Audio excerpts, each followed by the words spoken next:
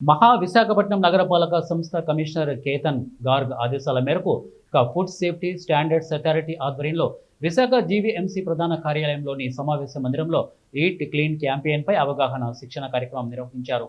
నగరంలో అనేక fast food సెంటర్లు, ఇతర ఆహార పదార్థాలు విక్రయాల ద్వారా ఆహారాన్ని ప్రజలు తింటున్నారని, చాలా వరకు ఆయా ఫుడ్ సెంటర్లు ఏవీ నాణ్యమైన ఆహారం, పరిశుభ్రత పాటించడం లేదు.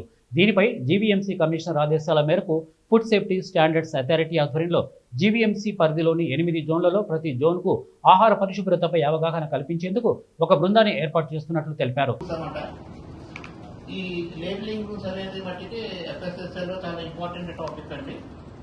కంపల్సరీగా మ్యానుఫ్యాక్చరింగ్ డేటు, బ్యాచ్ నెంబరు, ఎఫ్ఎస్ఎస్ఎస్ ఇవన్నీ ఉండాలన్నమాట. ప్రతి దానికి లేబులింగ్ అనేది one of the important subject ఉందా.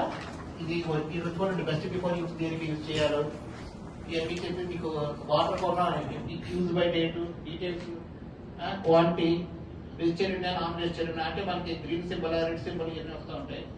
ఎక్స్పైరీ డేటు, లాంగ్ పీరియడ్ ఇవన్నీ ఉంటాయి.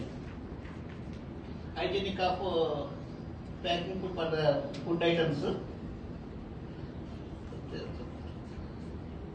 హ్యాండ్లింగ్ ఆఫ్ ఫుడ్ అన్నమాట. మనం ఒక ఫుడ్ని హ్యాండిల్ చేసేటప్పుడు మన ఏదన్నా గ్లౌజెస్ వేసుకుని ఆర్టికల్స్ మన క్యాప్స్, హెడ్ క్యాప్స్ ఇవన్నీ వాడాలి. అది హ్యాండ్లింగ్ ఆఫ్ ది ఫుడ్ గురించి చెప్తా ఉంటాం. మామూలుగా హ్యాండ్ తీసుకోకుండా హైజీనిక్ ఉండాలి. ఫుడ్ ఎక్కడైతే ఫుడ్ అయితే సర్వ్ చేస్తామో ఆ ఏరియాస్ కూడా చాలా హైజీనిక్ కండిషన్స్ లో ఉండాలన్నమాట.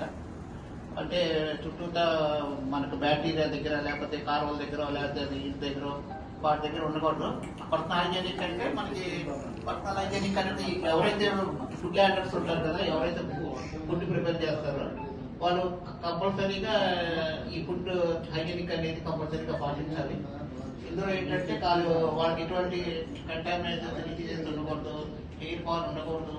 తర్వాత ఈ గోర్లు అవి బాగా పెరిగి ఉండకూడదు.